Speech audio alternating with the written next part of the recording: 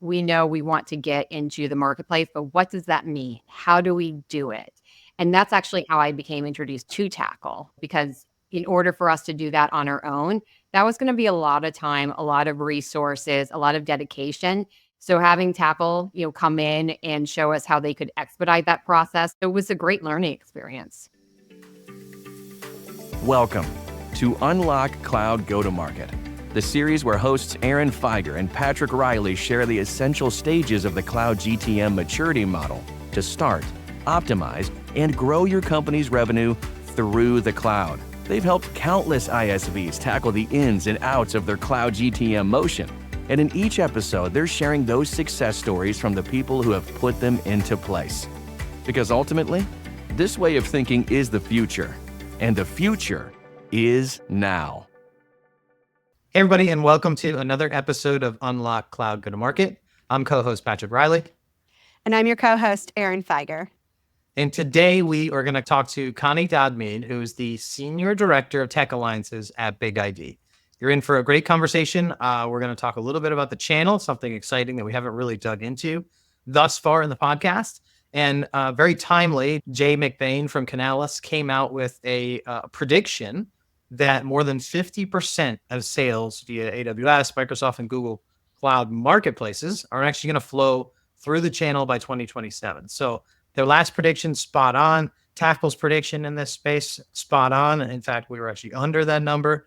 And so with the $360 billion in cloud commitments today, growing at a 65% CAGR, expecting $45 billion transacted in them in the next year alone, there's a huge opportunity ahead for alliances to work with their channel partners and in general, SaaS organizations to build out that channel with resellers and distributors following suit. So with all that said, we're going to dive in with Connie and talk about her journey with BigID, what got her here, and then we'll talk through some of those channel influences that they're already seeing and see if we can give you some good trends to follow on your own. So without further ado, Connie, welcome. Thanks for making the time to spend with Erin and I. Thank you for having me. Great to be here.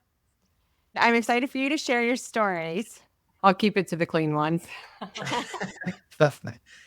Can you start us off with just kind of your journey? Like, where did you start with BigID? What did that look like when you joined in the context of marketplaces and co-sell with the organization? And what was that initial journey? Yeah. So when I first started with BigID, they had made the decision prior to my joining the company that they wanted to get into cloud marketplaces. They knew that there was a lot of traction there, that a lot of customers were starting to purchase that way, that there was value in joining the marketplaces in terms of your partnerships with the cloud providers. And that's about it. So they really had not done anything in terms of, building out a co-sell strategy. I mean, they had started to register some deals, but it was really more so like the alliance managers who preceded me going in and entering in opportunities. But in terms of actually engaging with the sellers, there wasn't a whole lot of that going on between our sellers and their sellers. And, it was just them trying to get us on the map with the cloud marketplaces.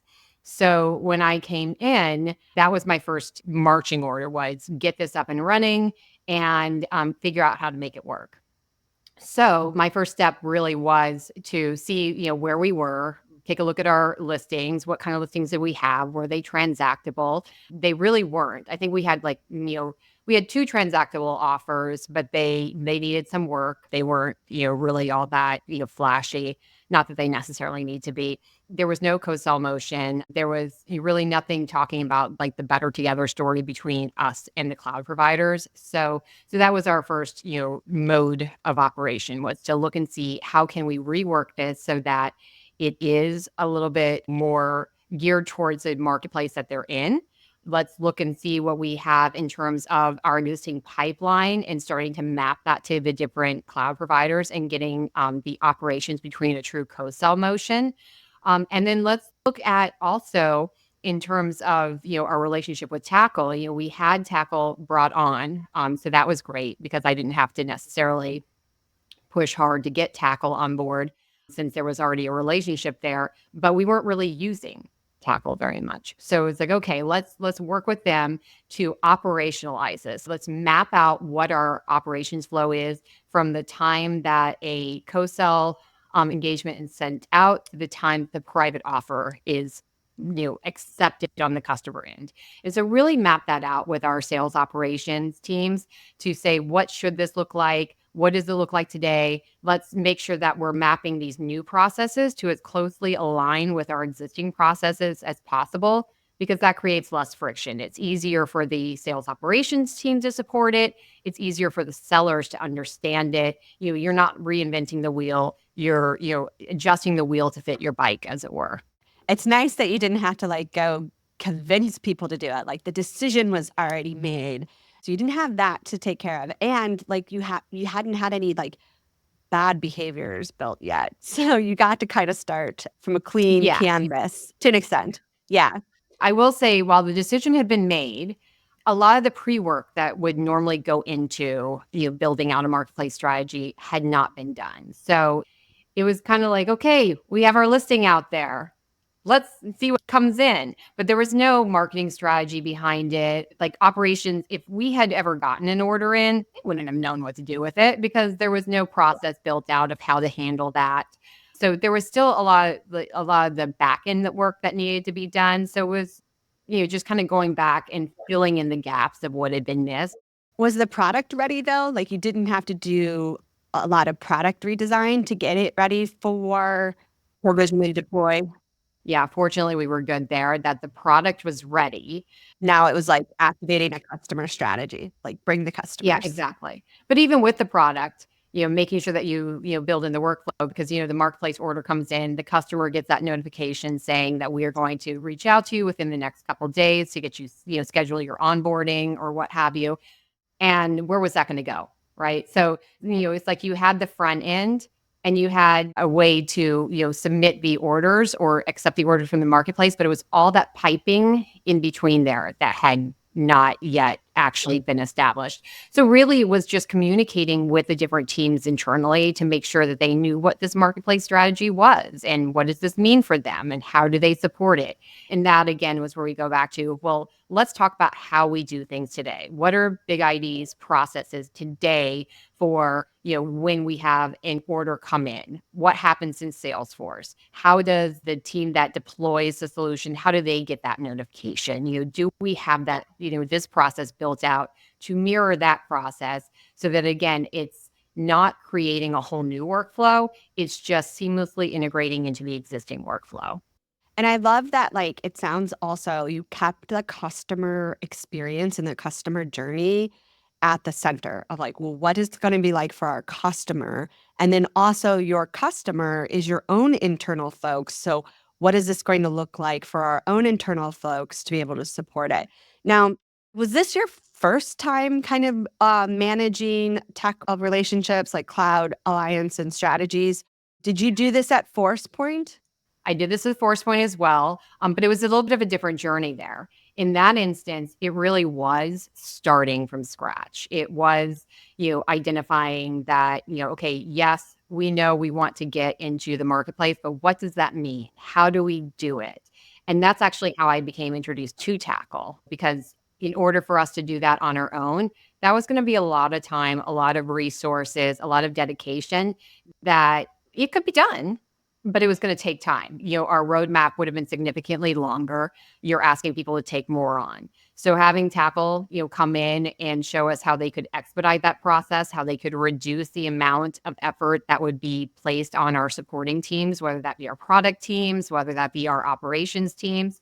And then having Tackle be that partner to help us identify all the parties that were going to be involved in this discussion. Because a lot of times, I think when people go into marketplace, they think about it in terms of sales, maybe marketing. And I say maybe because I don't think that they always do. A lot of times, I jokingly say, it's not a field of dreams. If you build it, they're not going to come, right? You have to market the crap out of it in order to get them to know that it even exists.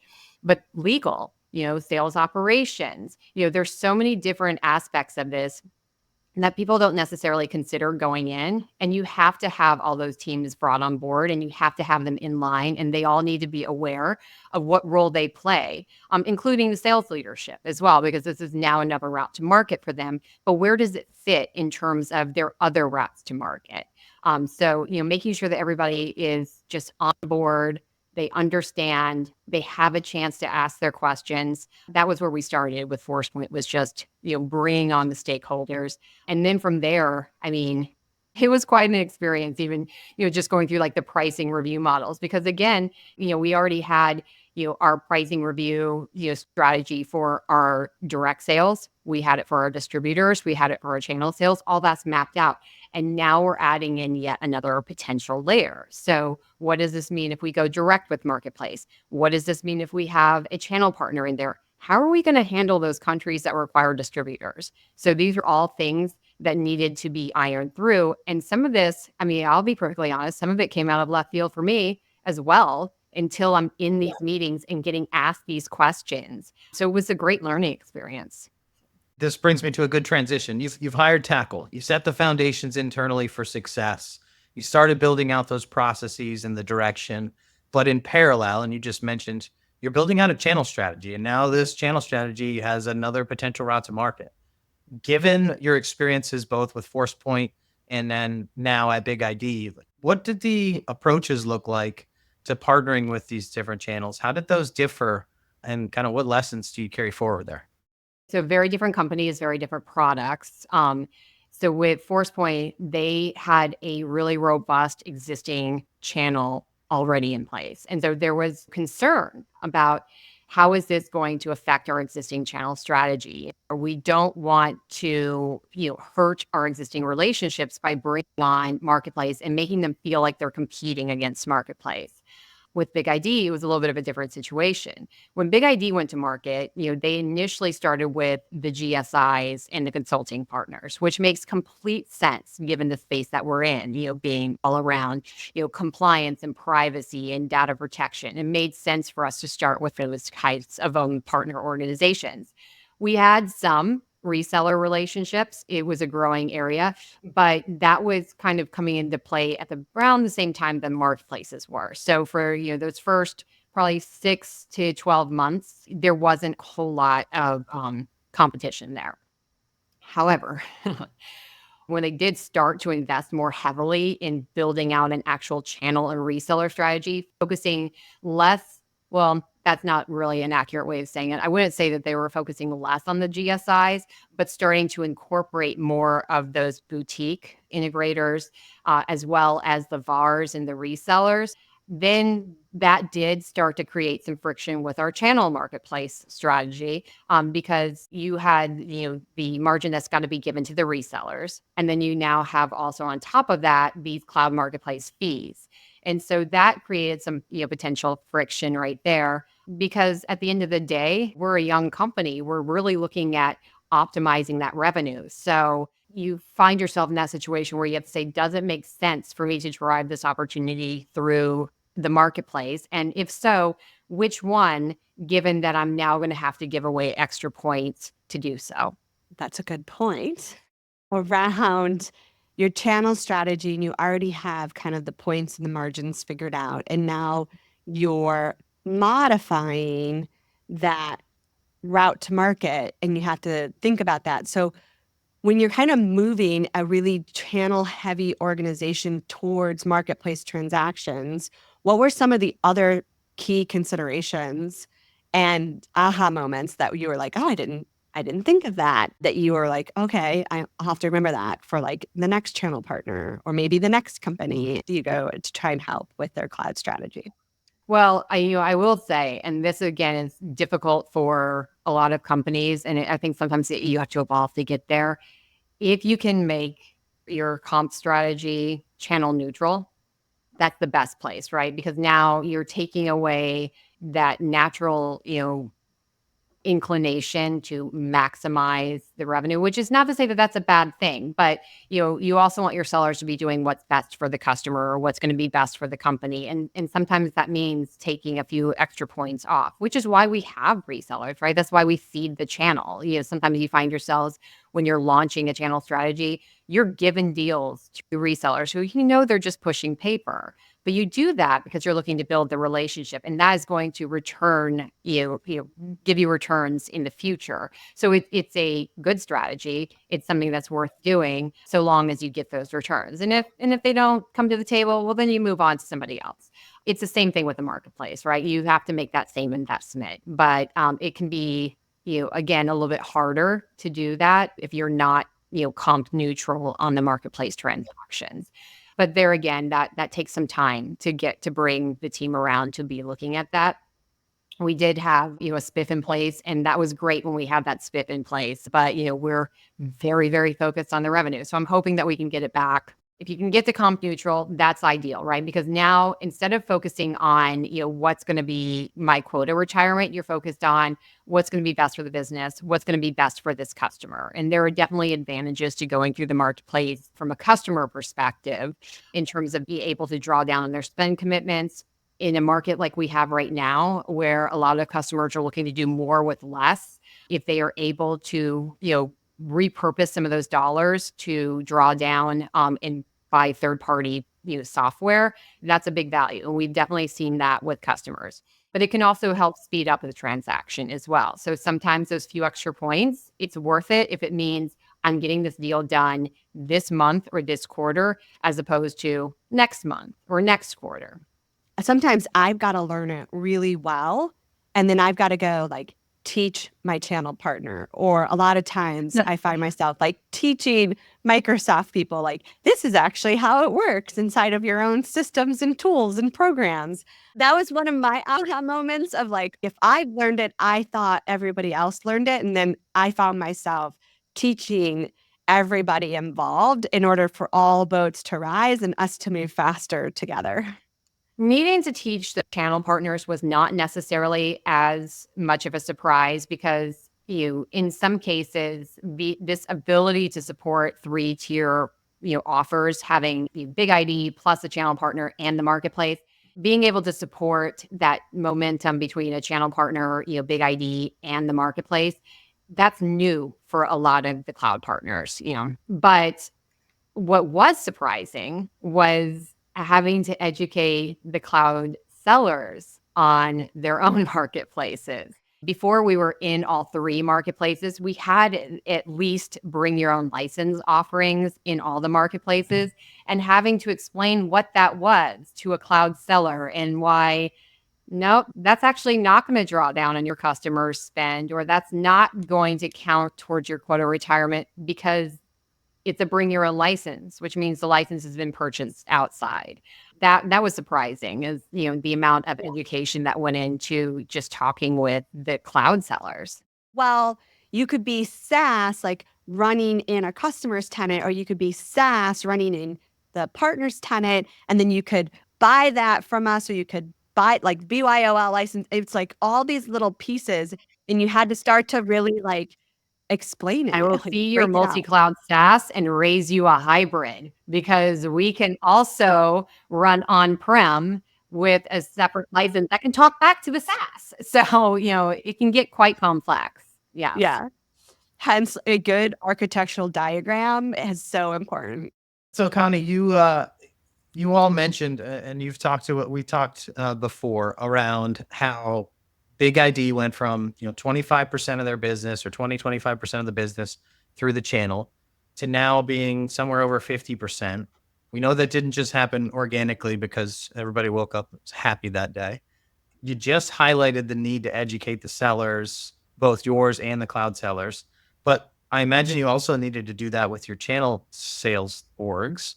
So what steps did you take to make that huge success happen within the organization to get those channel partners effectively enabled on marketplace? And what did that look like?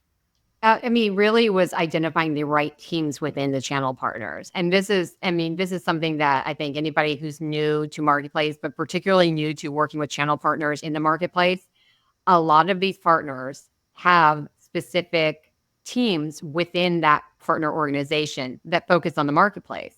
So, it might not be the group that you're used to working with today. You have to find out who that is, and then they can help, right? And in some cases, they're actually quite well versed and they have their processes built out. In other cases, this is new for them. And so, you have to kind of, work with them. Like, yeah, particularly early on, I would say for probably like my first and second year with Big ID, there was a lot of times where I'd be on calls and they're like, okay, we got this partner and they work with, the marketplace too. And so they're going to, go through this, and I get on the call and the, partner person will go on there and say, and this is how it works, but this is actually how it works. So let's make sure that we all understand what role we play, which lane we swim in, so that this is a smooth transaction for our customer. So it's getting down into what is Connie's role versus Patrick's role versus Erin's role. We all have different roles to play. And it's kind of like being in a relay race. Like, Patrick cannot hand the baton to Erin until Connie's given him the baton. So, yeah. And that may look a little different for each partner based on how they've designed it to work inside their organization. Different partners do have different processes in their own organization. Like, they might need to have certain things signed off on, or they might not accept signatures. But in terms of the actual workflow, for the most part, GCP being the exception, flows the same, which is, offer from Big ID to partner, partner accepts, partner builds their offer, sends it over. The difference with GCP being that at this point in time, they're still somewhat outside the marketplace for that second part of the transaction, but there is still that handoff between Big ID and the channel partner before it goes to the customer.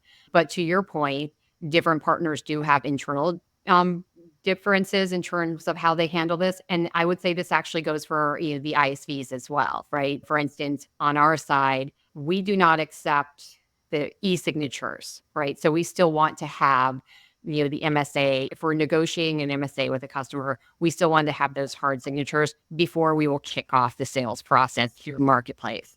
Other companies are okay with that, having it through the click-through terms. And so they will upload an unsigned version and then have the click-through be that acceptance.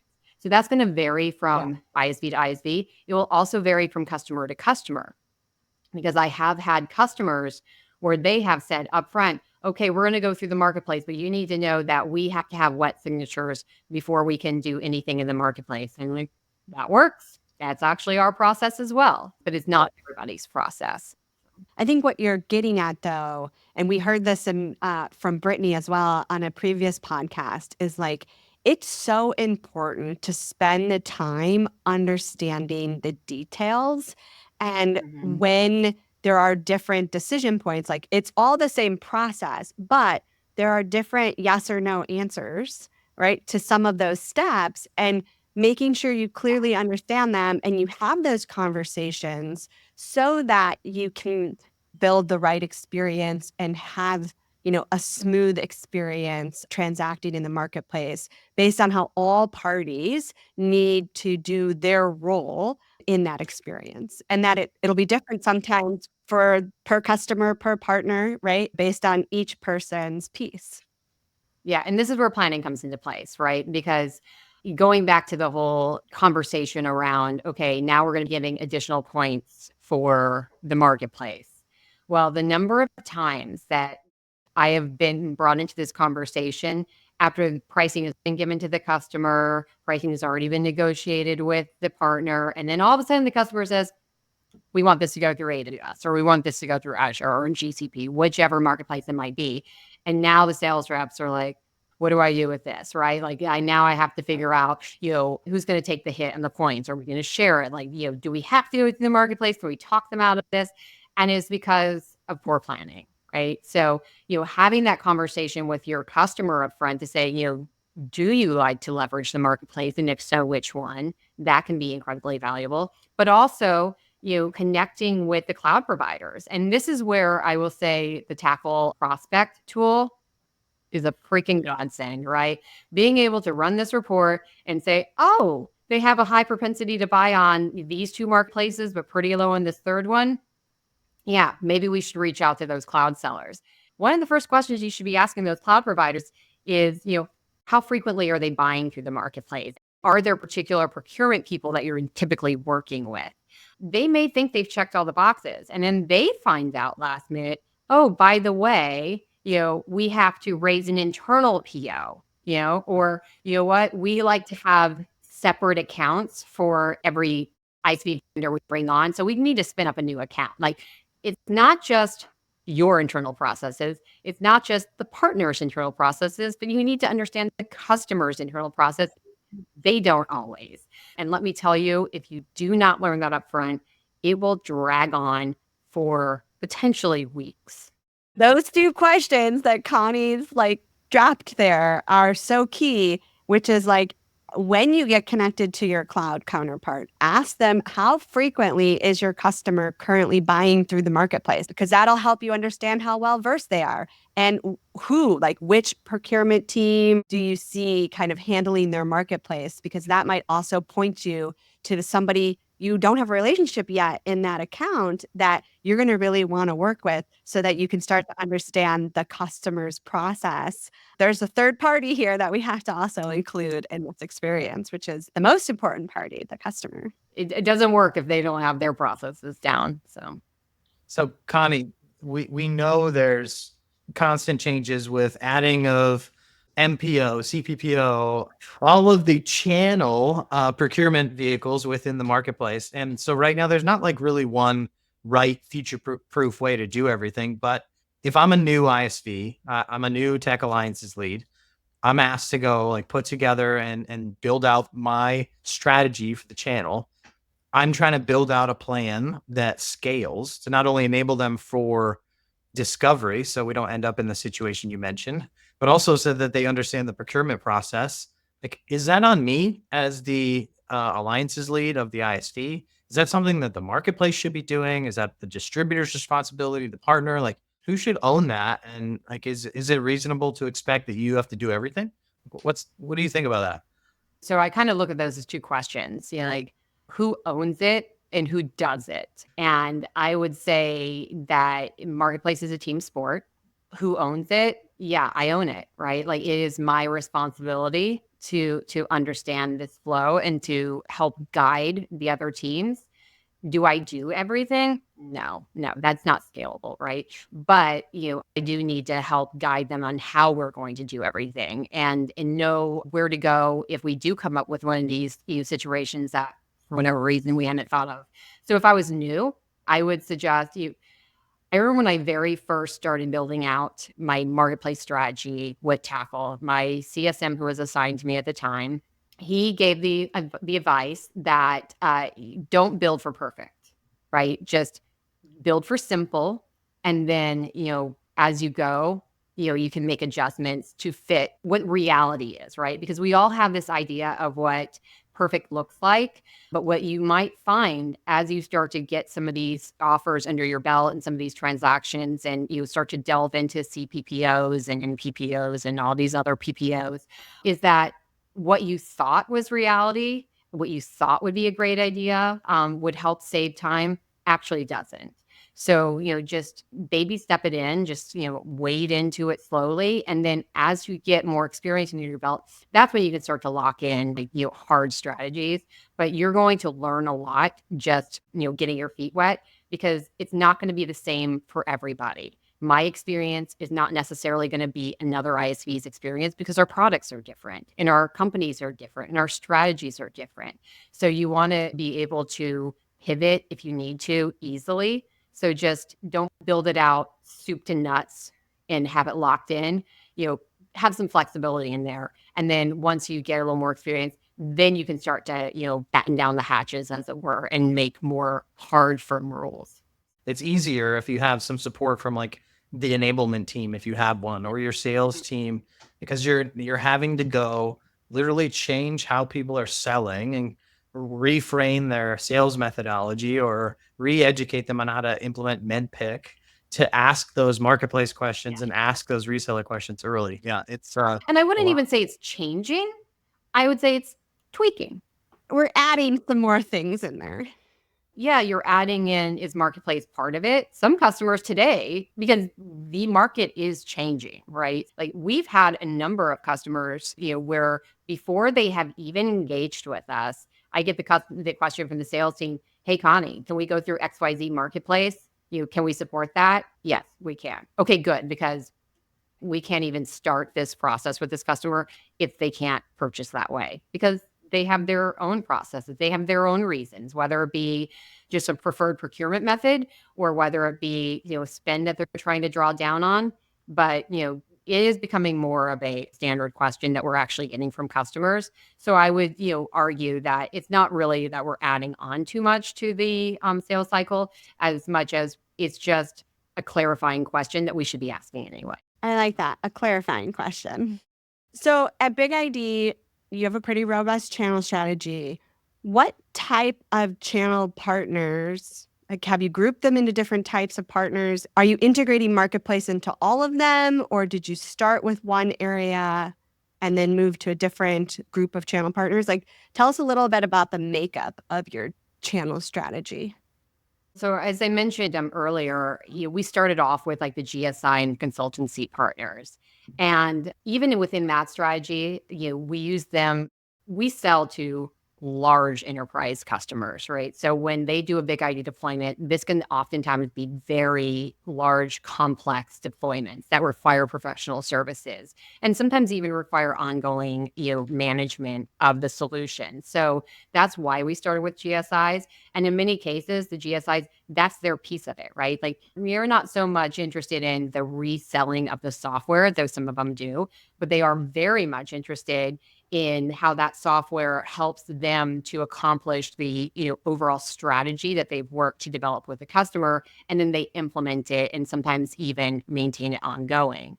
So for those partners with GSIs, at this point, if we do a strategy with a GSI and marketplace, it's typically still going to be a direct BigID to customer marketplace transaction, though I could see that changing in the future. I think, one area where I think that we will see things start to head is, bespoke marketplace offers with, bundled solutions. So a GSI offering not just the BigID solution, but maybe another technology that is commonly purchased alongside BigID and another ISV technology.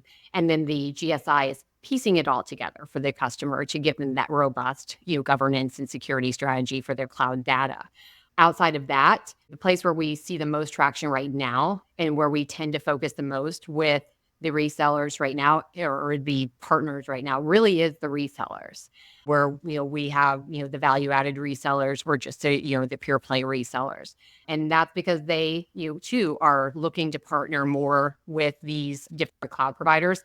Oftentimes, they're also reselling those cloud provider services. So for them, it's just a natural extension of what they're doing already. They're already managing the infrastructure, or they're already selling, the licenses. If we're talking about Microsoft, they may already be an M365 reseller. So this is just an add-on sale to that. So that's where we're seeing the most traction right now. And that's actually where we're putting most of our focus as well. Yeah, and we're seeing like in the marketplace, all the clouds, right, in this next 12 to 18 months have been working on really activating services so that you could purchase services now, like service SKUs through the marketplaces. And I think having that service SKU available so that you can now procure it through the marketplace, and hopefully when everyone launches new plans, they'll be also included in their sales plans to have drawdown against it. I think that's when we're really going to see this ISV plus SI plus marketplace sales motion really take off, because we got to get all those pieces transactable in the marketplace so that you can start to bundle and do more co-selling together and co-selling through the marketplace, the total solution. Yeah, I completely agree. I think that that's where we're going to be heading when we get there, that ability for these value-added resellers and for the SIs to offer these bundled solutions. Well, it sounds like you've laid the foundation, like you've really built the operations. You're really in tune with understanding everyone's processes to make sure that baton gets passed off cleanly and not dropped, so that when more of this comes into the marketplace, like Big ID's ready for it. We are frequently asked to participate in betas. And like I tell them, I'm like, definitely, I'm always game. And if you want someone to break your process, I am your girl. If there is something wrong, I will find it. And usually on the first shot, and it is not because I'm trying. So, Connie, it'll be interesting to see how you all continue to evolve with the marketplace and their continuous changes. You went from 25 to 50% of channel business. I only, expect that will probably increase more as we try to, all do more with less. We see all these reports that the smaller end of the organizations and businesses are adapting more of a reseller approach. They're going all public cloud. The large enterprises are kind of somewhat shifting to a hybrid cloud approach, but they're doing it all through the resellers. And they didn't go down without a fight, I'll say, when this whole marketplace thing started. And I think we'll have a nice, even level playing field here in the next, year or It's an two. evolution, right? It was great to see that their business models have evolved to support this new, route to market. What are you hoping for from a company perspective as you look forward with all these changes on the horizon, the adaptation of more reseller enhancements? Like, what are you hoping for out of both the clouds and out of Big ID for growth? Well, I'm hoping that the clouds continue to recognize that this is a way that companies like to do business, and this is a way that customers like to sell. So continue to make it easier for us to do so. Take away these hurdles like additional fees for us to go with a reseller. That doesn't make sense, right? Like it's not encouraging us to work together. So take away hurdles like that. I think we've already talked about, give us the ability, or at least give the resellers the ability. I don't know that it necessarily would be something that ISVs would jump on, though I could see how potentially could be to have the ability to bundle solutions with another technology. But then you get into who's reselling who and all that. But the resellers already have that figured out. So allow them to create their own bundles and be able to offer in one private offer, multiple solutions so that they can have a true solution sale to their end customer. And then think about that, what that does in terms of like vertical marketing, right? Like if you're able to, build together a solution set of multiple technologies that solves a particular challenge for a specific vertical, and you can really key in on that. Yes, maybe I'll go work for a reseller next. But as far as Big ID goes, we're going to continue to just, lean into the cloud partners. We're going to continue to, build out our stories of the better together with their different services, enjoying the different centers of excellence or COEs or whatever they call them, as they start to evolve to showcase how, together we can help customers better, govern and protect their data, across these multi-cloud platforms. And that's the other piece is just, probably expanding into additional clouds as we grow. Right now, we are on the 3 major marketplaces, but we all know that there's a 4th that is growing in popularity quite strongly. And then you've got, the 2 ankle biters, and, everybody has their opinion on who is the 4th and who the ankle biters are, but they're coming into play too. So I think, that's going to be our next evolution is support for additional marketplaces. As you've evolved over the course of the years that you've been at Big ID, like how Tackle's shown up and supported you in the beginning is very different than how Tackle is showing up and supporting you today and going forward in the future. Can you share a little bit about your experience in partnering with Tackle to help you really operationalize and accelerate your experience with the clouds and your channel strategies? When we first started with Tackle, and even at my previous company, and then when I first started with Big ID, Tackle was really just almost like a utility, right? Like you guys helped us do the piping, you guys, helped us put together the listings, and you managed the listings for us, and that was it. But over time, the services offered by Tackle have evolved in ways that make sense, not just, for what you're in. Like if you look at even the cloud providers, right? You had co-sell, you had marketplace, very much related, but completely separate. And now pretty much across the board, all of them have merged those together so that it makes more sense of where they play together. And Tackle's done the same thing. You have marketplace, but we also have the ability to help you with co-sell. And some of the tools you guys have come out with, to help with that, like I think I've already mentioned the tactical prospect. That is genius. Having the ability to sit there and look and see like where these customers are purchasing today and have that insight, that really helps you in terms of your marketplace strategy and knowing where to go and who maybe makes sense to align with. Being able to register my opportunities with the cloud marketplaces or the cloud co-sell portals straight from Salesforce, godsend. I remember the first time I was walking a sales rep through it, and I was doing it selfishly, right? Like I wanted to record it, and so I wanted them to do it on one of their opportunities. And this was also kind of like my practice for the enablement session that was coming up to see, okay, does this make sense? Does this flow work? And it took about 2 minutes. And the rep, after I said, okay, now hit submit the tackle, and they did. And then they just sat there and they're like, is that it? I'm like, yeah, that's it. Sales reps have a lot of tools at their fingertips, but it's almost too many tools. And they have so many different just portals that they have to log into. So being able to say one-stop shop, go ahead, just pick the radio dial of the partner that you want to do. And we're going to pull most of the information out of Salesforce for you. And then all you got to do is tweak it here and there. We have now an AI tool that helps you write, what needs to be written, and then you're done. One of the things that I've noticed from watching the co-sell onboarding journey at Tackle with our customers was like, once a customer really decides to do it and like they're all in, they've invested the time to get it set up inside of Salesforce, integrate Tackle's Salesforce app, and stand up their operational processes, you're off to the races. And I watched BigID, like you guys did it like super fast. You were like, we're doing this, and you guys were all in and committed to it. And I think, like, correct me if I'm wrong, but I swear from time of implementing the app to seeing like your first deals that you were testing and like getting going, like putting some water through the piping, it was like less than 30 days, maybe 2 weeks. It took a while to get on the calendar, right? Because again, when you're with your operations teams, they have a lot of stuff going on, right? Like everybody wants everything to connect with Salesforce. And not only are they the Salesforce admins, but they also run the other, business tools that our organization uses. So, that's probably not uncommon.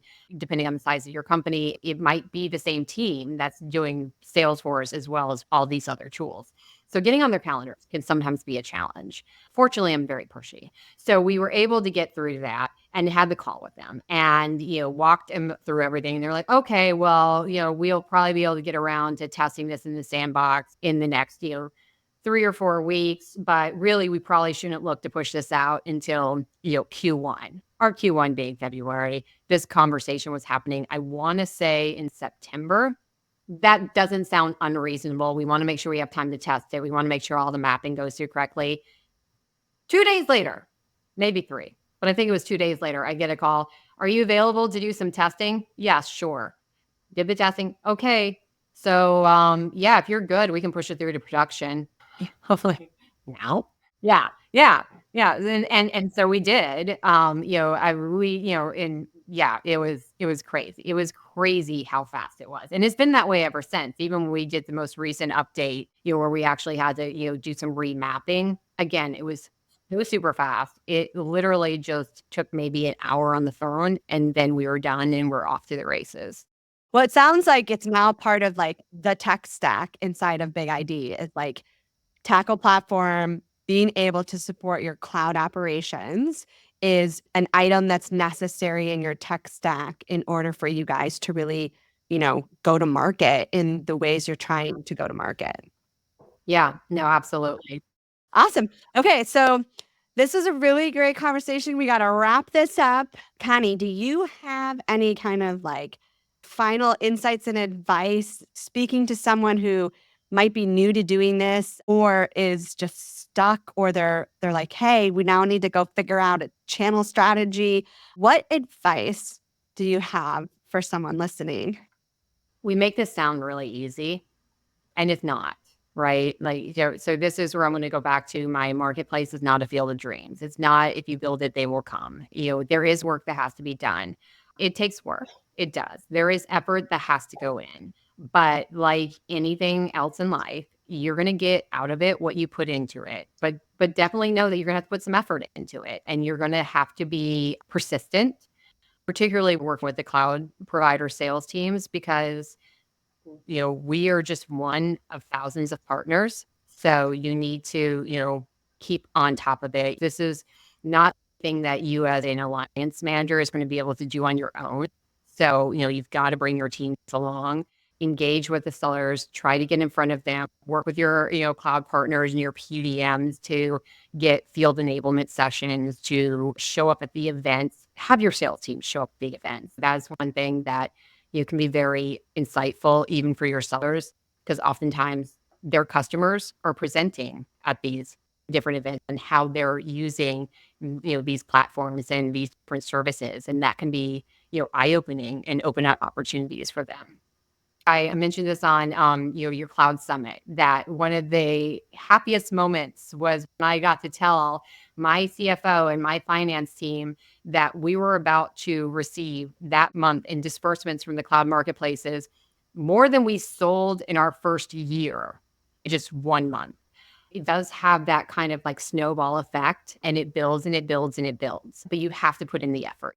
Well, and it's okay for it to incubate the idea, but once you decide that this is going to be a route to market, like you have to treat it like you treat every other route to market. You have to give it time. You have to give it the right people and resources. It takes its own technology to really operationalize and integrate it into the business. And I think where we see a lot of times people fall down is they don't actually treat it like they treat all their other routes to market and give it its own people, processes, technology, the right kind of time frame around it, and in order for the snowball effect to take effect. You have to nurture it, right? Like if you go and do your spring planting and then you don't water it, you got a bunch of dead flowers, right? The marketplace is no different. You have to nurture it. You have to, keep on your sellers. You have to rinse and repeat an awful lot. Particularly if you have a lot of new sellers coming on board. Don't assume that they're coming in and knowing this. Don't assume that one enablement session is going to do it. You need to rinse and repeat. And then highlight the stories, highlight the wins. Take it slow, like especially if you're bringing on a channel first business to marketplace and you're trying to build both. Like that's going to be a lot of work. Definitely fruitful, as you all have seen, but don't try and get everything and every partner onboarded all at once. It's just not going to work. Yes, exactly. Yeah. Just take your time. You don't get discouraged. Some days are going to be hard, but there's going to be those good ones, and you will see the results, but you do have to be persistent. Well, Connie, thank you so very much for your time today on Unlock Cloud Go to Market. We appreciate it. Absolutely. Erin, another awesome episode. And this time, I think we got a lot of activity around the channel, a lot of good discussion there that we haven't had before, which was quite enlightening. What were your aha moments with Connie? Over a decade ago, when I was working with Jen Weiss at Microsoft, and we were trying to do P2P, partner to partner, and just like the challenges that we faced with partner to partner, and then hearing Connie's story and her experiences with really activating the channel and trying to do these partner to partner solutions or plays. The key that she kind of dropped in there, I don't know if people really caught it, and is how important it is to know each role that's involved, what their process is. Like you have an overall process to the whole solution and experience, but then individually, you need to really understand each person's processes and role so that you don't drop that baton and you give everybody the time they need with the baton to get their piece done before they're ready to pass that baton. And I always say, like, the devil is in the detail. Like, you really do have to want to understand people's processes and those details so that you can then go fast, right? You got to go slow to go fast. So take the time, go slow, learn everybody's pieces so you can then go fast and smooth together. Yeah. And you got to do that for not only your team, but the teams you work with internally, the resellers teams, the sales reps, the customers, like everybody has their own process. Like you may have this process and then the customer's like, well, but we have this process. And you're like, okay, so that then involves or touches this person and their process and this person and their process. And because you took the time to learn everybody's processes, when you get thrown that curveball or that's unique thing for that customer, you can go, oh, yeah, okay, I know here's this, this, and this that your thing's going to impact. So I got to go back and make sure we tell all these people that, okay, here's how it's going to go, right, for this particular customer because of that situation. And I knew the process fully from start to finish. So I knew where those points of friction might, or where those points where I could have dropped the baton and it could have been like a chunky experience. And to your point, it's all around the good planning. And Connie mentioned that really good planning. And then I was kind of throwing in there, I think this is a sales evolution and the sales training and how the discovery questions go. But at the end of the day, after now in hindsight, that is part of planning, right? Like putting together a good plan internally also means that in the front, we're asking the right questions. We're asking them not only of our customers, but our partners, and internally, like what we have to do. And when we know those details, it then influences those questions and then how we enable the people who need to go, like be customer facing or partner facing. I also love when she was like, when you finally get connected with your cloud seller, you should be asking them, not do they have a commitment, like pretty table stakes these days that a lot of companies have commitments and whatnot. But really, it's how frequently have they been buying? Like, are they kind of new to doing business in the marketplace or have they already been doing a couple? And if they have, who has been doing them inside the organization? Because those people might be different than the people that you have relationships with. And you're going to need to go get connected with them or find out, will they be the same people? Or are you going to have to teach your person how to do this through the marketplace, right? So I loved her like just tweaking or like the next evolution of questions that you ask your cloud seller on how much business have they done so far and who's been doing it. Yeah, and that can influence the decision maker in that whole sales process. Like, yeah, a lot of the companies we talk to today are like, well, AWS probably doesn't work with the champion or the decision maker I talk to, but they probably work with the decision maker who's been making other marketplace purchases, and that is extremely valuable to know. So, good call out there. Yeah, that was a really good call out.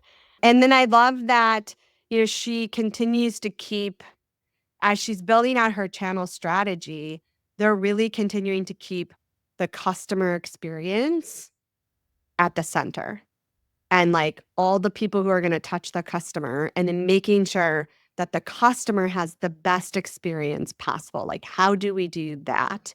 Just keeping true to that as their North Star. Yeah, their customer focus, I think, directly correlates with that business growth and feature enhancements for marketplace. So, like the 25 to 50% probably happened when the marketplaces started to offer those reseller programs and make it easier for customers.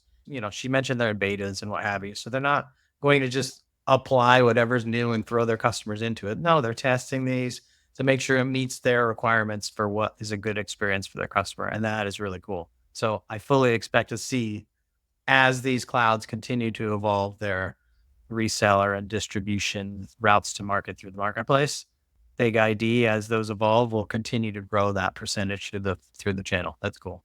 I also like had my own aha moment at the end when we were talking about how fast they were able to get the Salesforce app like set up, tested, moved into production. Like it was days, not months or weeks. It was days. And I think that speaks to the testament of all the other things she was talking about, as far as she took the time to understand the business processes of all the parties involved. She took the time to really set up that operational process in the beginning. And because she understood her operational process, then getting Tackle's Salesforce app set up and then turning on her operational processes because she already had them defined, well-known, and was just now starting to do those processes using the app, it happened like that, right? And we're doing this whole series right now around cloud operations, like day 2 cloud operations. And that is the underlining message of take the time to really map out and understand the processes you want to build or need to support your strategy and your initiative so that when you go to use technology, getting the technology set up is done, right? And if you know your processes, done fast, right? And I think Connie and BigID is a testament to she had the homework done, so getting everything up and running happened within days. Well, Erin, I think that's a wrap on this week's Unlock Cloud Go-to-Market with Connie Dodmead, our Senior Director of Technology Alliances at BigID. Good customer, fantastic person to talk to. And you can reach her on LinkedIn. Yeah, check her out and connect with her if you want to chat and learn more about her experience at BigID and the channel. Well, thank you, everybody. I'm co-host Patrick Riley. Thank you for joining. I'm your co-host, Erin Feiger. And we'll see you next time on season 1 of Unlock Cloud Go-to-Market. So pull up a chair, grab a notebook, and join us as we share the essential stages of the maturity model to start, optimize, and grow your company's revenue using the cloud. For more resources on executing your cloud go-to-market strategy, you can visit our website at tackle.io.